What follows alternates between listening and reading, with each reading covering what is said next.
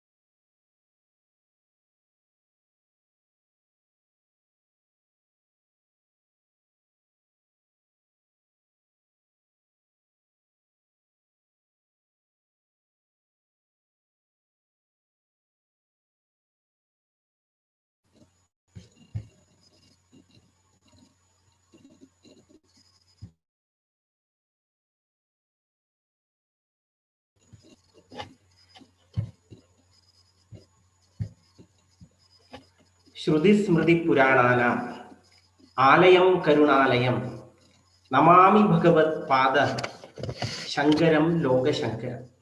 If you want to understand Shruti and Smriti properly, we have to surrender the lotus feet of Sri Shankara or the distinguished faculties like Sri Shankaracharya. Today, we got a distinguished faculty, Dr. Srivalsan sir, HOD and Professor, Government Ayurveda Medical College, Mysuru. First of all, I am doing my pranams to my beloved HOD Sri Raghavendra Udupal sir. Through sir only we are able to make so many enlightened, distinguished faculty members. So through sir only I met Sri Wilson sir. Always sir used to inspire us with knowledge, with simplicity, with practicality. Always sir used to inspire us. So it is a very happy moment to get such a faculty to give lecture to my students, and in the name of JSS Ayurveda Medical College, in the name of Principal Sir, in the name of Department of Ayurveda Samhita and Siddhanta, in the name of all students, we are welcoming you, sir. We are thanking you, sir, for your valuable time and for accepting our invitation. Thank you, sir. Thank you. Shall we start? Yes, sir. Okay, thank you.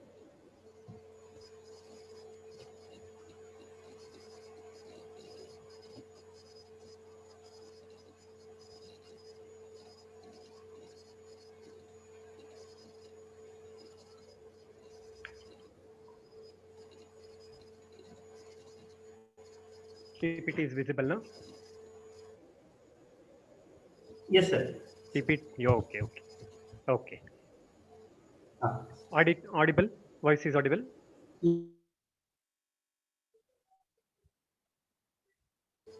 Audible.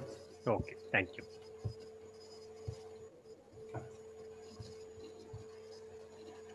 Dukkeshu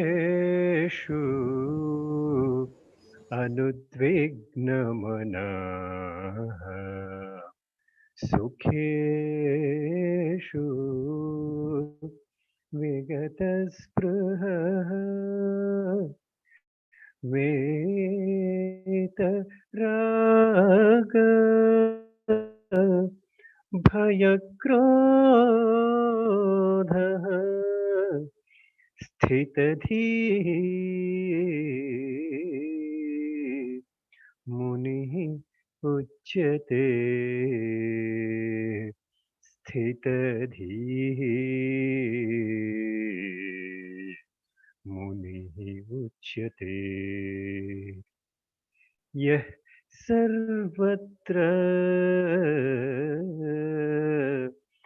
Anabhisneha Tattat Prapya Shubha Shubham नाभिनन्दते न द्वेष्टि तस्य प्रज्ञा प्रतिष्ठित तस्य प्रज्ञा प्रतिष्ठित.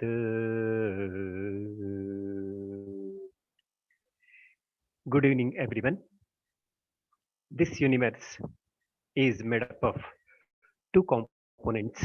One is Soma, second one is Agni. Agni is indication of Jnana, the knowledge, whereas Soma is indication of Bhava, that is emotion. Human is not an exception for this. Purusha or human is also made up of Agni as well as Soma Tattva.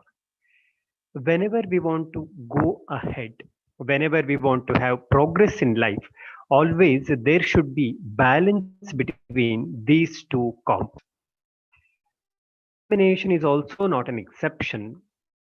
Phase of examination or pre-examination phase, of course post-examination phase, all these phases to be in a state wherein both these Agni as well as Soma Tattva should be in balance, not imbalance, in balance.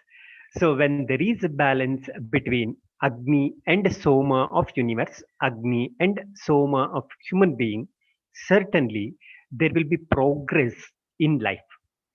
I'm starting my talk with two hymns of Bhagavad Gita. The first hymn is talking about emotional balance. The person should not get disturbed by happiness, sorrow, and all. The second hymn, it is talking about balance of emotion. We know the human being is having brain. All of us we accept it. So brain is having two hemispheres, right as well as left. So in the cerebrum, we come across with these two compartments, these two divisions. These two divisions are representing one is the knowledge and feeling. So always there should be balance between these two components, which is very important.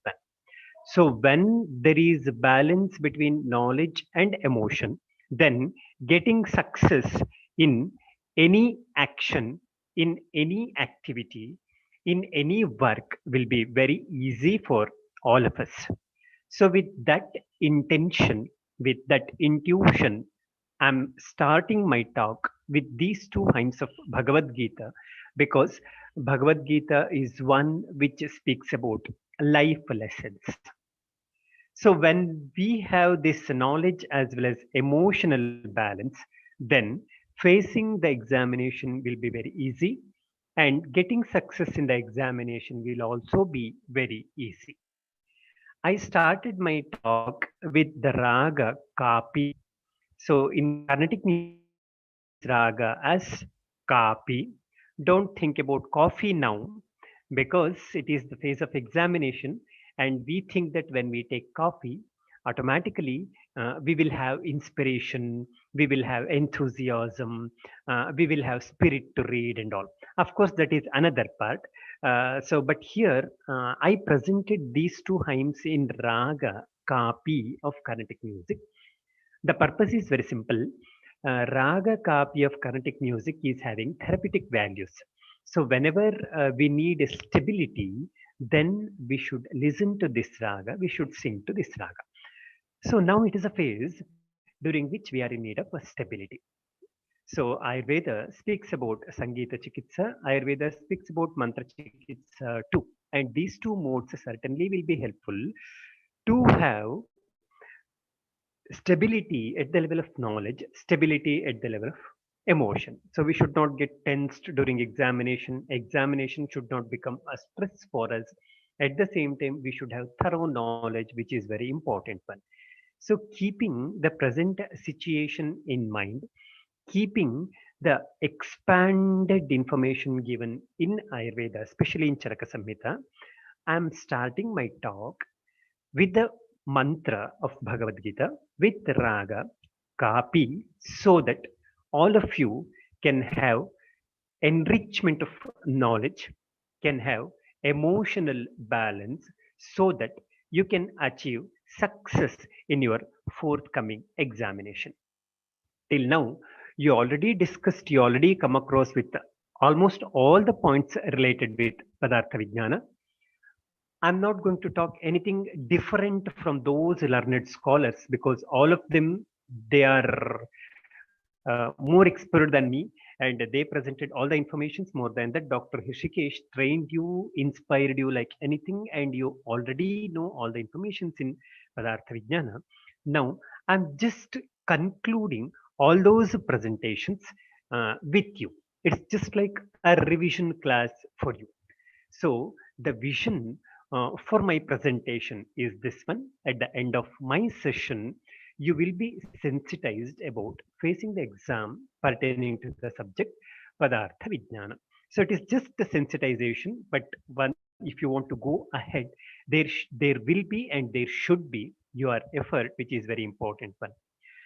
So this vision will be accomplished. This vision can be completed if we have the particular mission srishti like this. So if you want to get success, if you want to get uh, very good reward in the examination, so these are all the points, these are all the things you are supposed to follow. One, you should read, read, read. There is no limit for reading. Especially we are in the field of Ayurveda, and always we should read. It is a very important one. And if we don't have the habit of reading, then it is not possible for us to achieve anything in the field of Ayurveda. Second one, we should write properly in the examination. So in between these two activities, I have mentioned two components which are very important. One is memorize, memorize, memorize. Process of memorizing should be continued, which is very important one. And another one is experience, experience, experience. You should feel it. Whatever you are doing, whatever we are working out for that, always you should feel it, which is very important one. So if you experience it, then only there will be learning. So all these activities should not be mechanical. That's why you should enjoy, enjoy, enjoy, enjoy, and so on. There should not be limit for your enjoyment. Your reading should be enjoyable. Memorizing skills should be enjoyable. You should enjoy your feeling, you should enjoy your experience, and while writing too, you should enjoy. So until and unless all these components are done with enjoyment, you will not get success. So once again, let me repeat this: unlimited reading in our profession, unlimited memorization, unlimited experience, unlimited writing. There is no limit for this. So if you limit, then there will not be progress at all. There will not be success at all. There will not be achievement at all. There will not be satisfaction at all. That's why uh, these steps should be remembered properly, and always these steps should be done with enjoyment. So this should be the mission, and through this mission you can accomplish, you can complete the vision which I committed for today's presentation. So with this background, let us try to understand what this assessment is. We know it is examination. So let me tell in brief about the process of assessment. What it is: the process of collecting information or evidence of a learner's learning process and achievement over a period of time in order to improve teaching and the learning process. So assessment is a learning process for both learner and teacher. That is very important one. And don't think that writing examination is completion. Certainly no. It's an opening for further learning. This point should be there in our mind, which is very important. Yeah, you can see a cartoon here. Two friends, they are talking to each other, and one of them is telling, I taught Stripe how to whistle. He is telling to his friend that he taught how to whistle to his lovely dog. Okay, then his friend, he asked, I don't hear him whistling. I never saw, never hear that he is whistling. Then the person who taught whistling, he said, I taught him. I didn't say he learnt it. See how ironical it is. This is what happening in our teaching, of course, in our learning. Does it require? Certainly no. We teach, you should learn. So it is the responsibility of both of us which should be kept in our mind. That is very important one. The difference between ordinary and extraordinary is practice. This is what always you are supposed to remember. Many times, if we are unable to achieve something, means our practice is not up to the level. So always there should be practice, there should be practice, there should be improvised practice, there should be higher version of practice, and the practice should be continued, through which we can have shift from ordinary to extraordinary. Please keep this point in mind. There is no shortcut for your success. It's only practice through which you can get success or you can become extraordinary. So then how to do this? We have few challenges in our subject when we read it. One is exam based study. Second one, knowledge based study. So many times we bifurcate them. That is the first phase. Some challenges while writing in the examination. So this mindset should be changed and we should blend these two. It is very important one. So there are two phases of evaluation. One based on whatever you write in the examination. Another based on whatever you say in the examination. You should get trained for this one also, which is very important one. What is going to be checked in theory examination? That we should know. It's very important. Then only we can write according to the need of the examiner. So in theory examination, examiner checks your level of knowledge. We call it as cognitive level. Examiner checks how much memory a student is having. And then the examiner checks how much creative the student is. Because we are in the field of Ayurveda, these three qualities are mandatory to be there in the student. So that's why there should be proper cognition, there should be proper memory, there should be proper creativity. So these three components are going to be checked in theory examination. Then how to manage this effectively? This will be the question. Okay. So let us try to manage, let us try to understand the process of management with three phases. First one, I want to call it as pre-operation. Second phase, I want to call it as preparation. Third one, I want to call it as presentation. So we will try to understand every step one by one. The first step is pre-operation. No, we are going to study, we are going to understand with three components. First one is picking the topics. Second, concept mapping. Third one is making notes. So in pre-operation, we are supposed to follow these three steps. We are supposed to involve in these three steps. First, we should pick the topic. Then we should the concepts. Then we should prepare the notes. Then how to do this? That will be the question. So we will try to understand these steps once again, one by one. How to pick the topics? When the exams come nearer, this will be the question, which topic we are supposed to pick. So there are some techniques which we are supposed to follow. First, consult your lectures or mentors. So always try to consult your teachers or mentors so that you will come to know what are the important topics, how to pick the topics. Okay, so here 3 points we should know. All the contents of a particular subject fall under three category. One we call it as must to know. Second one we call it as desirable to know. Third one we call it as nice to know. So these terminologies are self-explanatory.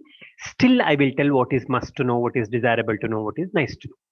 Must to know is a topic which should be known compulsorily. There is no shortcut for this. Second one, desirable to know, is optional. It is desirable, as the name itself says, it is optional. Nice to know is like additional information, whatever you know about that particular subject. Usually in the examination, you get the topics which fall under must to know as well as desirable to know, or you are supposed to present the matter which falls under must to know and desirable to know.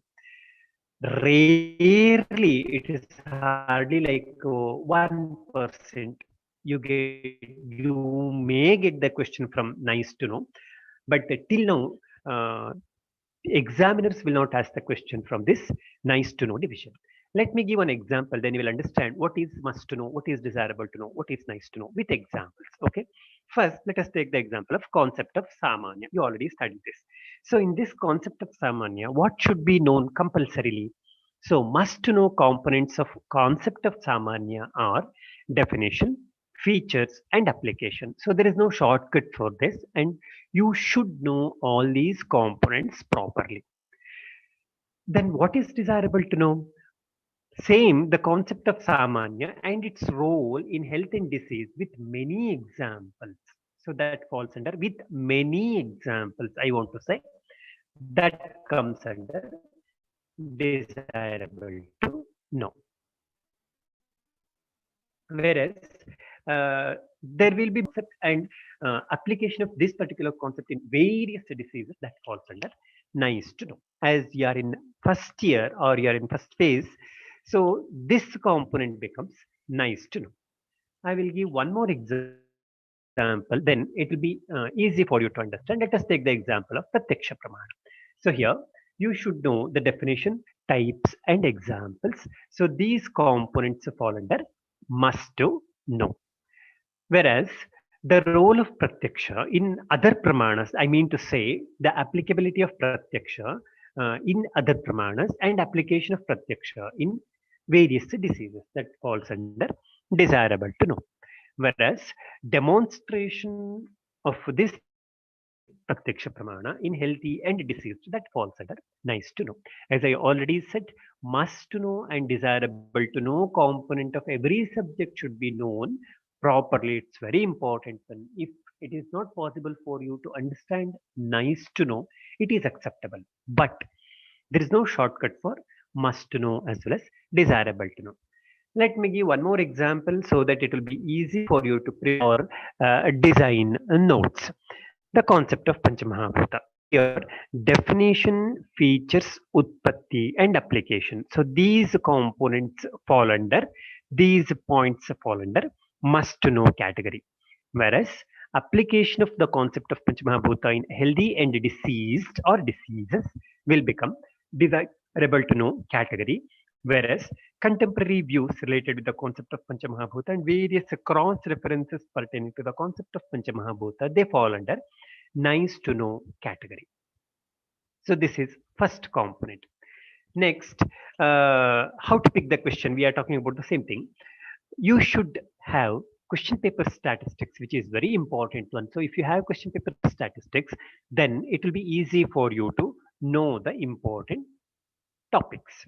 So that can be done through visiting library, and you have RGUH's digital repository in which you get all the question papers and you will get the statistics related with each and every topic. As you all know, in Padartha Vijnana, paper 1 deals with Padartha, paper 2 deals with Pramana. So paper 1 is for 100 marks, paper 2 is also for 100 marks.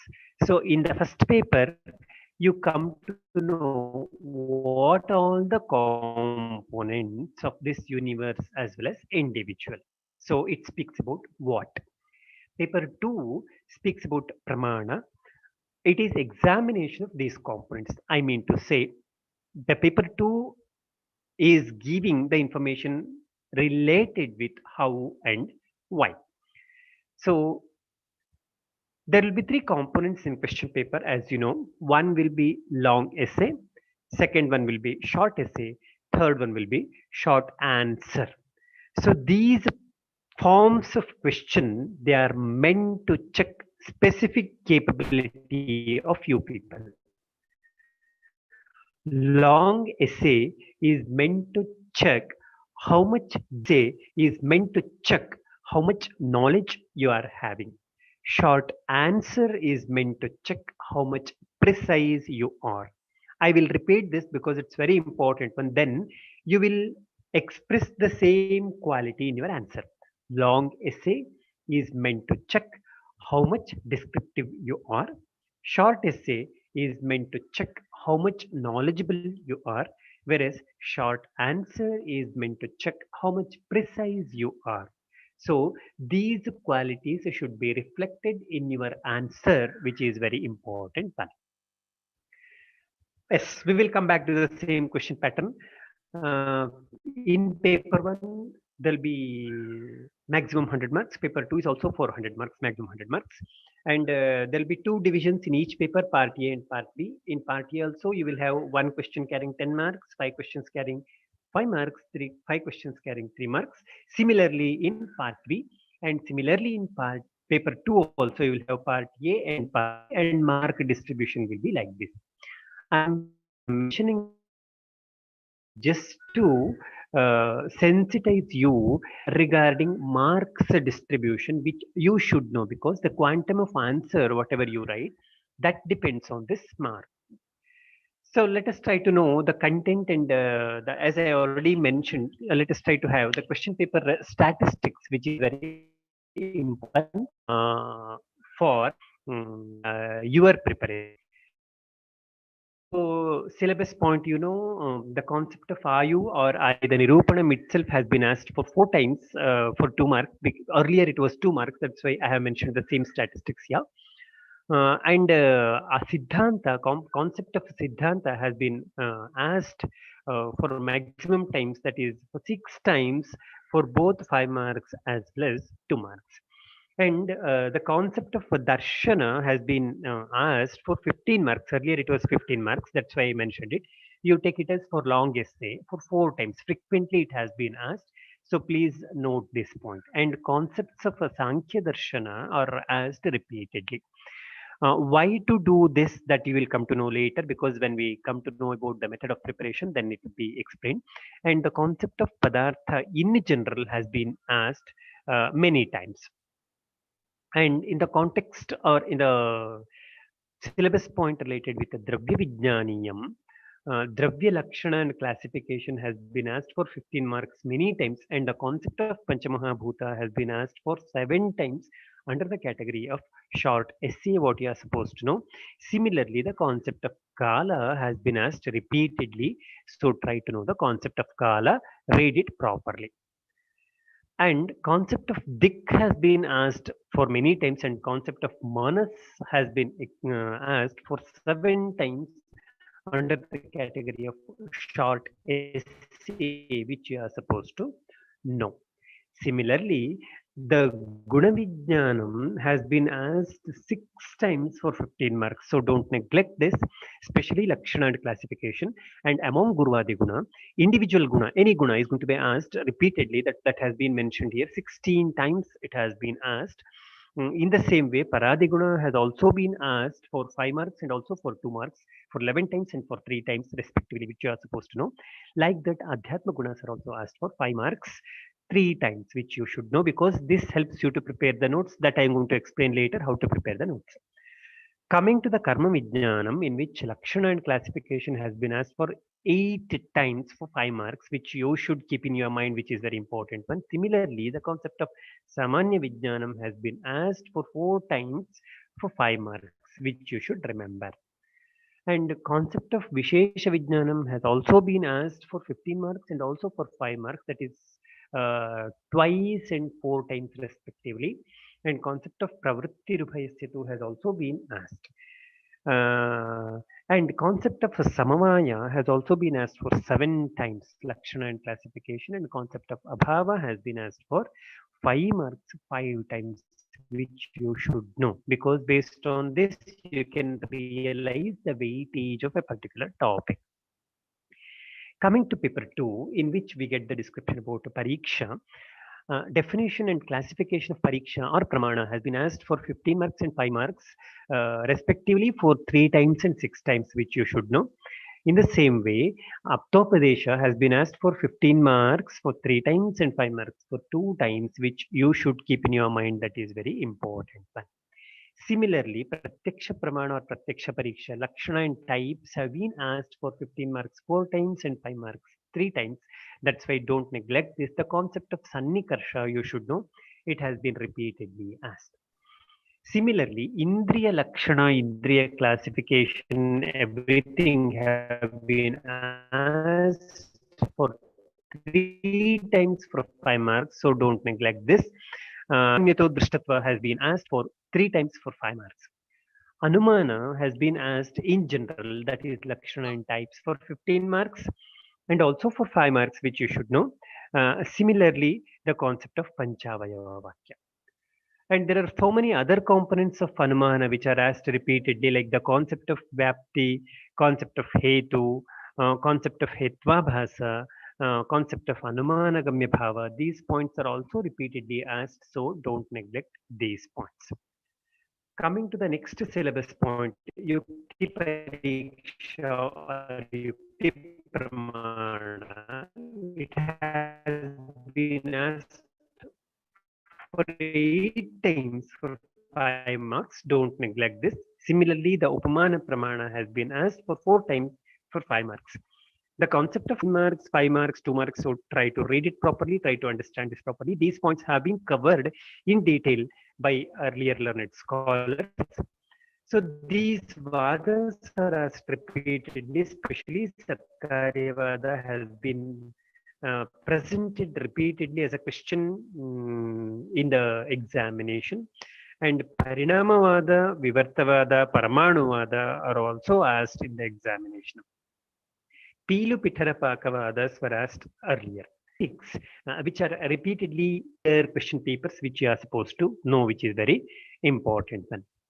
Next point, what you are supposed to do, you ask the achievers. So last previous years, many of your friends, they might have got good marks in theory as well as practical. So ask them, they will help you, they will guide you how to read.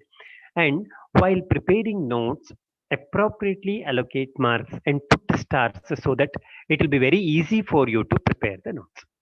So till now, we discussed about how to pick the topics. Let me summarize the points.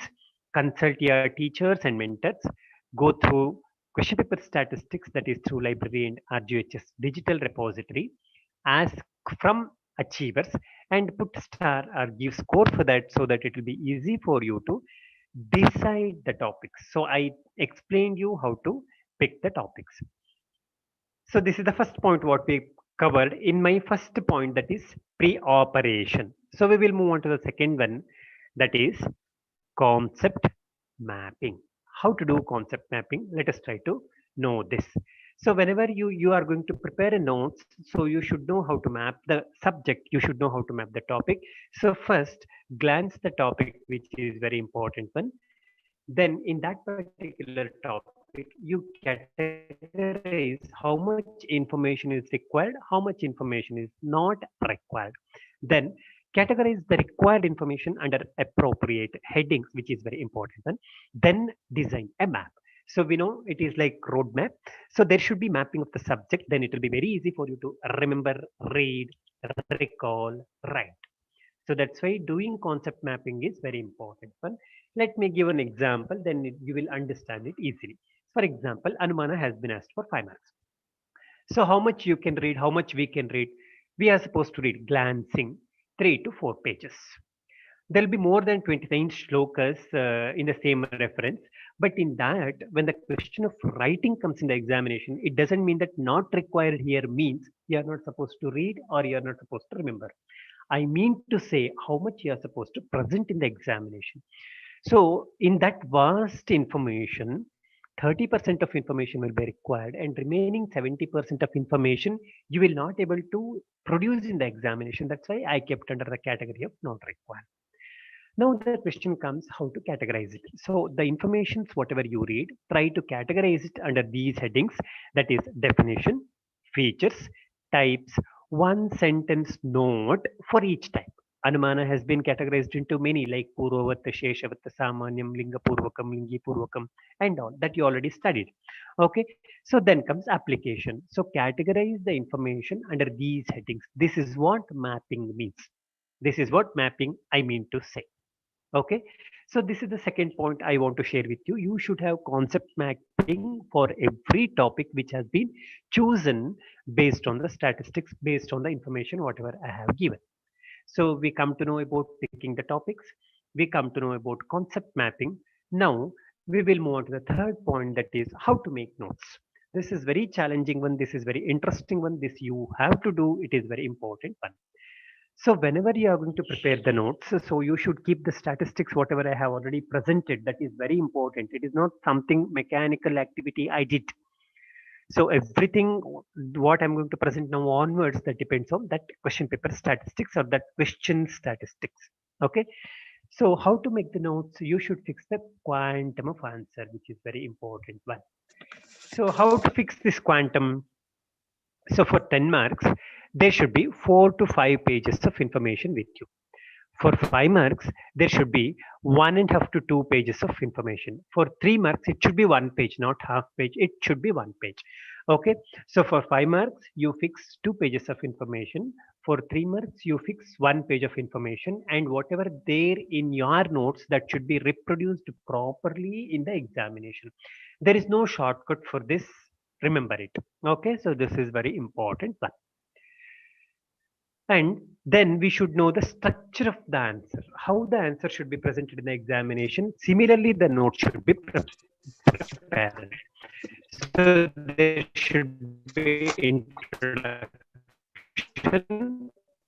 there should be body, there should be conclusion. So if question is meant for action, there should be reference, there should be definition, then there should be subject proper. Make use of some smart arts and cross references should be there, and the subject should be concluded. For 5 marks, directly you should start the description with references, then there should be definition, then subject proper should be there, smart arts should be used, and the subject should be concluded. And for 3 marks, directly you should give the definition and subject proper. So this is the design what you are supposed to register in your mind. It is very important to prepare the notes and also to prepare for the examination and also to produce in the examination. So we have some technical issues while preparing the notes.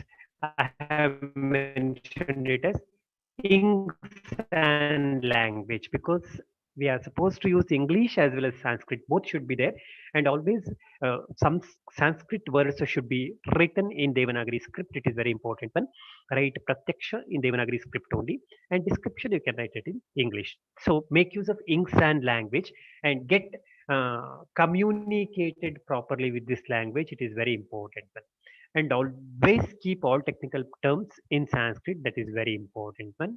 And try to write in point wise manner. It is very important one. Don't neglect it. Always your answer should have points. And important shlokas should be written with proper content and make attractive notes. That's very important one. So you should write notes in such a way that you should enjoy while reading. So you should not feel that I cannot read my own notes. So your notes should not be like that. So one example I have mentioned here, how to prepare notes. For example, I have taken the example of Manas because Manas has been asked for the maximum time.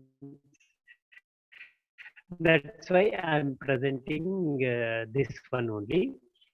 So first, put definition with appropriate description, then manoguna, then manasaha karma, then manosthana. So like that, systematically you are supposed to have written in the same way. And then when come the question of mano artha comes, write them like this. You can present it in a form of table. Make use of tables. That is also very important one. When the question of mano guna comes, so you can make use of, that's what I mentioned earlier, as a smart art. So, but whenever you are using smart art, it should convey the meaning. Mechanically, you are not supposed to do that. Okay. So then understanding the concept of manas, manoguna, and its application. So this is how systematically you are supposed to prepare the notes. I'll go back once again so that you can able to understand the method of preparing the notes. This is an example for you to prepare the notes. So with all these headings, so you should prepare notes. This is one example what I have presented with you. And special characteristics of manas like Ubhayendriya and Atindriya. I'm not going to explain the content once again because that has been touched, that has been explained already. My intention is to sensitize you about all these technical issues. Along with this one, you should have various supportive materials. That is very important one, like have separate shloka book either in written or printed form. If you can write, if you can write and if you can read your own handwriting, then better have your own shloka book, and have numerical notes, and have typology notes and homologous notes, and try to present different diagrams, and have flashcards. A flashcard means based on some theme. You are supposed to have small cards in which the information is going to be written, and you can have some songs and rhymes related with subject, not something different, and have cover cards. So these cover cards are meant to reciting points. I mean, if you want to have, if you want to add some shlokas and if you want to collect them, so then you are supposed to make use of this cover cards. And a recorder you can make use of, because many times what happens, if you listen, then you may learn in better way. That might be your tendency. Then you go through some recorded information or have recorded information of your own, so that it will be very easy for you. And while preparing the notes, you can follow this style also, number letter system. For example, if you want to add some points, or if you want to recite some points, and if you want to memorize some points, so you can follow this style also, like A is equal to 1, B is equal to 2. One example I have given. So like that, you can make use of this number letter system. And chunking, this method is very important. When always, whenever you have expanded information, then break the information into fragments, then it will be very easy for you. And always try to have mock exams. They help you a lot for your better performance.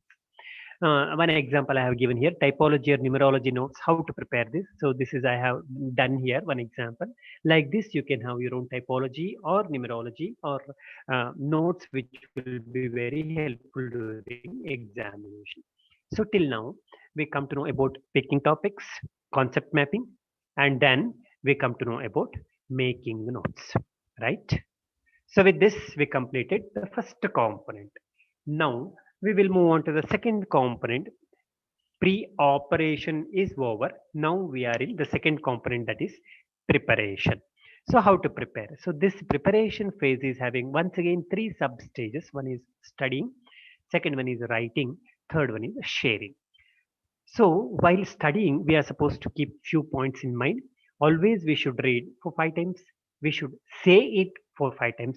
And skimming, we should do this, memorizing the important points. Repeatedly, we should try to memorize it. We call it as a skimming.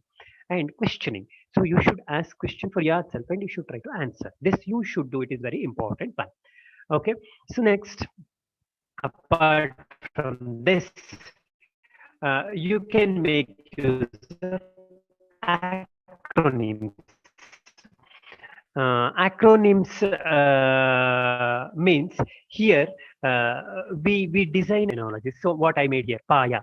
So here PAYA, PAYA. P is indicating Pratyaksha, A is indicating Anumana, Y is indicating Yukti, A once again is indicating Aptopadesha. While you are making use of acronyms, you should have thorough knowledge. It's very important one. So if you remember PAYA, and if you are unable to remember what P is, what A is, then it's of no use. So know this. This is very important one. There is one more method through which you can have easy study, that we call it as acrostics. Here what happens, we choose certain words. Each letter, the first letter of each word in that particular meaningful sentence is indicating some technical information. For example, the concept of Panchamahabhuta. So here I have mentioned one sentence, Prithvi and Jaya visit temple again. Okay, so here the first letter of the word Prithvi, P, it is representing Prithvi only. Okay, the first letter of Jaya, J, is indicating Jala. The first letter of visit, V, is indicating Vayu. The first letter of temple, T, is indicating Teja. The first letter of again, A, is indicating Akasha. So we call it as acrostic. So you can do like this also. Similarly, for Shat Padartha, I have made one acrostic like Dinesh and Ganesh kept vehicle at service station. D is indicating Dravya, G is indicating Guna, K is indicating Karma, V is indicating Vishesha, S is indicating Samanya, S is indicating Samavaya. So this is how acrostic will help you to remember the subject. And you can make use of some number techniques. I have taken examples from some other this one, like Pratimarsha to Bindu. In the same way, replace terms like we know Dasham with the Papa Karma. So instead of that, you make use of the other component also. You can follow this style. So imaging techniques help you a lot to remember the subject. For example, we know Yasya Dravyasya Shoshane Shakti Sarokshaha. So when you look into these images, it will be easy for you to understand the subject. So one example related with nature I have given here, that is a dry leaf, and another example related with the skin and hair. So when you look into this subject, then you will be able to understand Shoshana, you will be able to understand Ruksha very easily. Okay, so this is one more technique for by remembering shloka. You can follow this style, repeatedly writing the same line for many times and just going through that one, just glancing it, just seeing it. Then it will be easy for you to remember the shloka. Now we have a biggest challenge when we read different Ayurveda subjects, that is how to by heart shloka. Always do it by heart. So you should put your heart whenever you are by hearting a shloka and try to listen it repeatedly. It is very important one. And you should know the meaning, otherwise it's of no use. Always you should know the meaning of the shloka, otherwise by hearting the shloka will be of no use. And you should know the speciality in that particular shloka, then you will be able to by heart it very easily. And better you set a tune, simple tune, you put it, then it will be very easy for you to by heart it. And spaced repetition, so you should put proper pause in between and you should do the repetition. And whatever you have by hearted shloka, that should have application and try to apply this in life. It's very important one. So always try to encode, consolidate and retrieve, then it will be easy for you to by heart the shloka. So under the second phase, that is preparation, we come to know how to study. Now, how to write. For that, always plan trying to write. Our students, they always neglect writing. This is very unfortunate to say. So until and unless you write, you will never progress. So you should write, there will be progress. This point you should keep in mind. It's very important one for your development also. Writing is very important. And think before you write. Never we think before writing. That is a problem why we are unable to score. And you fix 1 minute time and try to write something effectively. I mean to say, simply not mechanically, effectively. So this 1 minute paper helps you a lot in facing the examination. And I mentioned this earlier also, write technical terms in Sanskrit only, solve question paper always and get assessed by your teachers, and write again based on the feedback. Your teachers will give you the feedback, and based on that, once again you should write. Then it will be very easy to write in the examination. Make use of these shapes while writing in the examination, which is very important one. So we come to know how to study, we come to know how to write. So in preparation, one more point we should do, that is the sharing. The most neglected component in this one is sharing. We never share. So that's the reason why we are unable to write in the examination. Discuss with your friends about the subject, not about the teacher who teaches the subject. Okay. Usually, what happens?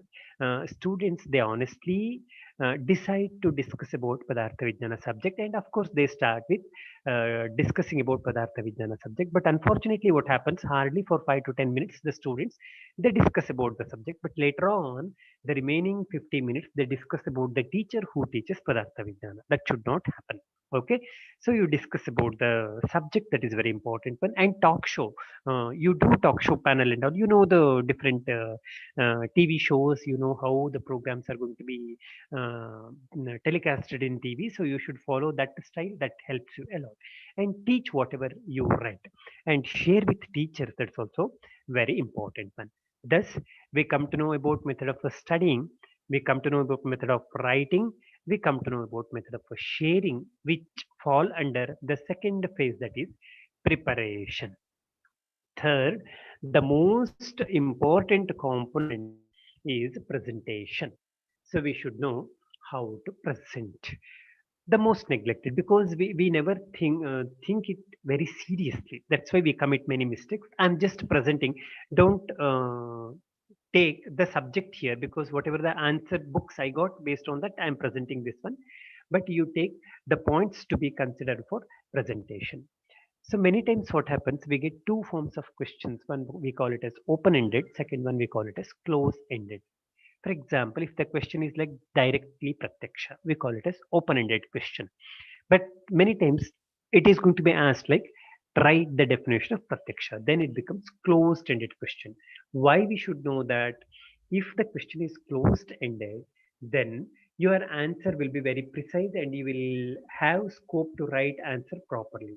But if the question is open-ended, then you should define the extent of the question, and accordingly you should write the answer. It's very important one. Then depending on the mark for which the particular question is asked, for example, pratyaksha has been asked for 15 marks or 10 marks, only pratyaksha has been mentioned, then you should specify what are the points you are going to include, like definition, types, characteristic features, application, analysis, and so on, because it has been asked for 10 marks. So that point you should keep in mind, whether it is asked for long essay, short essay, or short answer. So based on that, you should define how much answer you are going to write. So let us try to see what are the common mistakes we commit in the examination and how much care we are supposed to take for these mistakes. While writing, see here, this is a question answer book in which shlokas are not at all written properly. Nidra, Ettam, Sukham, Dukam. You just see that it is not legible, it's not visible. So it has to be written very appropriately, which is very important. Many times in the answer book, what you do, we strike off with various designs that conveys negative message to the examiner. So this should not be done. See here. So these mistakes should not be done. See, everywhere the striking off has been done, but it looks very odd.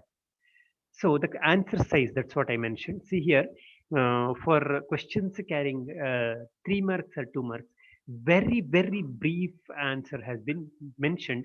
This much of answer is not sufficient. I have mentioned already how much answer has to be written.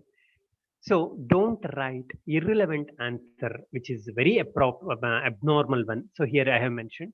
So Langhana Sneha, there is no question of Langhana Sneha at all, isn't it? So irrelevant, many times we do that while writing Pratyaksha, something irrelevant answers we do, we should not do that one. So here few examples. Of course, the subject is different, but irrelevant answers we are going to write even in the subject of Padartha Vigyan also. That should not be done. And spacing in between the answer, this is very important one. You should space very appropriately. But nowadays you don't have this particular problem, because in the answer book itself you will get the question number, and under that question number only you are supposed to write the answer. So that's why this problem has been solved. So you will not have any problem related with this one. And a spelling mistake, try to avoid this. This is very important one. See here, asti has to be written how it has been written. So this type of mistakes should not be done. Dasha has been written in a wrong way, so that should not be done. No, brahmacharya, how it has been written, so that is wrong. So like that, don't do that. Matra basti, I already said this subject is different. Don't have talk think much about this subject, but this type mistake you are going to do even in Padartha Vijnana, that should not be done.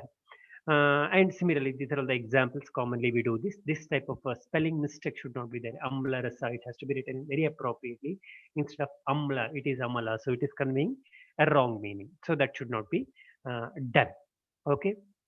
Yes, don't do this. Writing contemporary terminologies irrelevantly. We make use of this one, like some stethoscope, some scope while writing pratyaksha. You don't do that because it is not accepted. So this is what done here. So you should not do that. And many times you do this wrongly understanding the question. See, for example, the question asked was related with the Sadvrutta. Instead of Sadvrutta, Shadrutu has been answered here. So it's of no use. So it's similarly you do the mistake in Padartha Vigyan also. Don't do that. And many times the students they draw the picture without answering. So don't do that. So if you answer if you are not answering with the picture, it's of no use. So you draw the pictures, but there is no description. It's of no use. Don't do that.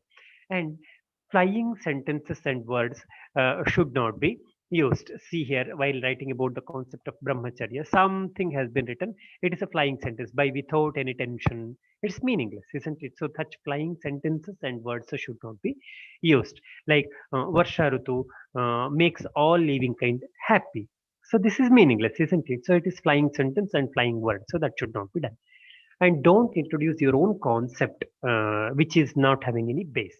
It's like for Sadhyavadi, Sulabhavadi, where it is not there. So such terminology should not be used. Kalpana means imagination. So this is introducing a new concept which is baseless. So such thing should not be done. And misconcepts should not be produced. Like Sadvrutta includes Utthana, Dantadhavana and all. It is misconcept, isn't it? So Pratyaksha includes Vyapti, Pratyaksha includes Paramarsha. So if you write like that, it is misconcept. So that should not be done. So focus on that one. It is very important one. This is one more point I want to share with you. That is, don't write narrow answer. This you understood already, because if the question is carrying 10 marks, how much quantum of answer has to be written? How much quantum of answer has to be written for 5 marks? How much quantum of answer should be written for 3 marks? I already told you. Keep it in your mind. Don't write narrow answers. It is a very important one. So these are the few examples which have been committed by some students. So that should not be done. So many examples I have mentioned here. So don't do that mistake, and highlight the answer. It's very important one. At some point you want to show the some important point. So if you are not highlighting it, it's of no use. So highlight the important point. It's very important one. See, in this answer book, the points are not at all highlighted. Even though the contents are there, the important points are not highlighted. It's of no use. And be careful while writing. See, that's what I mentioned already. Uh, Student might be intended to say that person should not follow the Shavida Papa Karma. But what has been written here? Person should follow the Shavida Papa Karma. What happens? It is entirely a blunder which a student is not supposed to be done. So such type of mistake should be avoided. And don't give instructions to the evaluators. Many times the students they do that. See here, direction has been given. So that you are not supposed to do. Otherwise, sometimes the students they write, see in the next page. Don't do such things. Nowadays, as I already said, there will be question number which has been specified in the answer book itself. But still, students they give some instructions to the evaluator that conveys negative image to the examiner. So that should not be there. And while writing, the presentation should be very important one. There should not be lack of presentation. See here, only the information is there, but presentation is very poor. That should not be done. That should not be there. Don't do rough work in your answer book. See here, it has been done. So if you are doing rough work, you keep some space for that and you strike it off very neatly, which is very important one. Otherwise, it looks very odd in your answer book. Don't do rough work irrelevantly wherever you want to do. And don't introduce the subject too much. This happens many times. Students they go on writing introduction and they fail to write the subject proper many times. So don't do that. So here is an example in which introduction itself has been written for more than one page. That is not acceptable. That consumes a lot of time. And don't write answer in such a way that you are roaming around the bush. Many times you do that. Don't do that. See here, Matra Basti, it has been asked. So it is explained in Basti Adhyaya. It's a type of Basti. So it's not at all communicating the specificity of the answer. So don't do such mistake. And many times the answers, whatever you write, that causes murcha, unconsciousness, not to that extent. I'm just want to tell that to the examiner that you should not do. See here the word uh, instead of purisha, the word purusha has been mentioned. There is lot of a difference between purusha and purisha. So if such type of mistakes are done in the examination, certainly it is a blunder. So don't do that one. See here, vyavaya dravya. So like that, mistake should not be done. Okay. So please keep these points in mind, which are very important one while you are presenting in the examination. Till now, we come to know about the three important factors to be followed while preparing for the subject Padartha Vijnana under three phases. One is pre-operation, second one is preparation, third one is presentation. Even though Vivos is not there for Padartha Vijnana, I just want to give few tips within 5 minutes about this one because you should get trained for this one irrespective of a subject. That is my intention. So what it is meant for? So there will be three components in Vivos. One is the self, the student himself or herself, and there will be expert and there will be association. So this should happen with coordination. Then only there will be success in Vivos. How to get success? There are 10 G's to get success in Vivos. What are those? Let us try to know one by one in brief. First one is garment. So your apparel, your appearance should be very appropriate, which is very important one. Go with neat dress. I don't want to say that costly dress. No, it is very neat. It is clean. Okay. And your gesture is very important one. Once you enter to the practical hall, greet the examiners. It's very important one. And when you start answering, it should be like give and take. So this association should be very appropriate one. For example, the teacher is asking, uh, what is Anumana?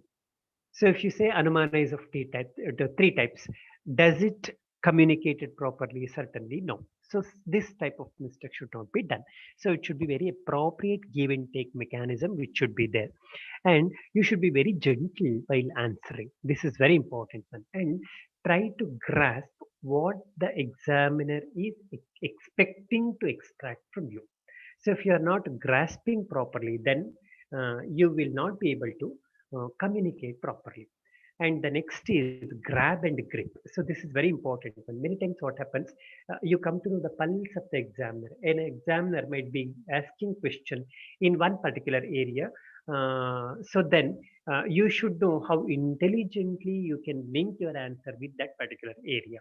And be generous. If you are not knowing, just tell sir, I'm sorry, I'm unable to remember it, I'm unable to recall it. So can you please ask some other question? Don't repeat the same for all the questions, okay? And grandiose and give. That's what I mentioned earlier also. This is something different what you are supposed to know. You should give the answer in such quantity that the examiner should get convinced, examiner should get satisfied with your answer. And goal and gradual while answering, don't be in hurry, you take your own time, you be very comfortable in giving the answer. It is very important one. When you are in hurry to answer for the question, then you will forget many points and you will commit many mistakes. So that should not happen. And be graceful throughout answering. This is very important one. So with this, let me conclude my talk. I hope I concluded based on the views or based on the points explained by previous learned scholars. With this, let me wish you all a very best for your future exams. I mean to say, enjoy the phase. I already said I want to commit for the same statement. Read, read, read, memorize, memorize, memorize, experience. Because when you link with the experience, when you think everything in practicality, then it will be easy for you to know the subject. Experience it, experience it, experience it. Of course, with all this, if you are not presenting it properly in the examination, it will be of no use. That's why write, write, write. Do all these activities with enjoyment. Each and every fraction of a second in your life should be enjoyable. It's mindset what you are supposed to have. See, to worry, there are many reasons. To become happy or to have the mindset of happiness, nothing is required. You should have that mindset. That's all. I want to be happy. This one point will be sufficient. So it's your life. You should think about that one. The examination is for you. The reading is for you. The learning is for you. The life is yours. So think this, realize it, sense it, then the whole life will be enjoyable. So it's your life. Don't remove the exam phase from your life. It is an integral part of your life itself. So feel it, which is very important one. Then this phase will be enjoyable. Let this phase of your life will be always enjoyable because life itself is an examination. So when you have this mindset, then facing the examination, preparing for the examination, writing for the examination, accepting the results of the examination will be very easy for you. So with this, let me conclude my talk.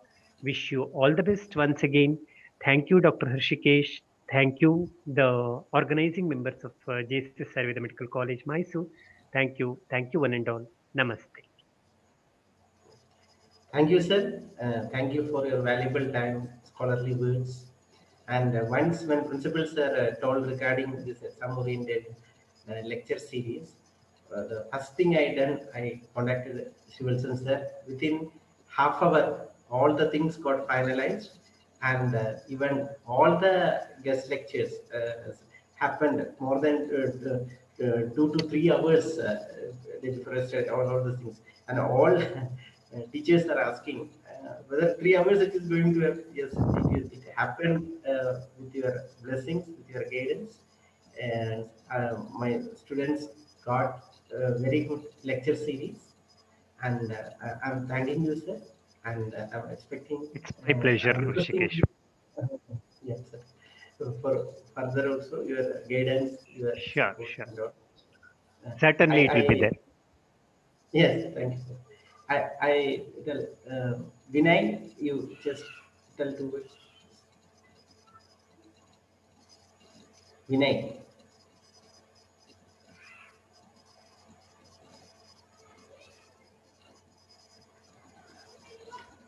I'm welcoming student Vinay for photo class. Vinay,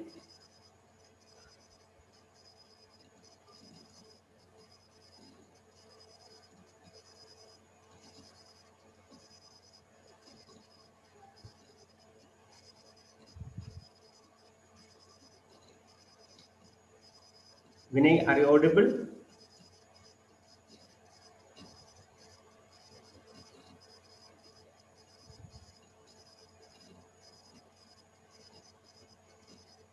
Sumedha Bhatt, unmute and talk.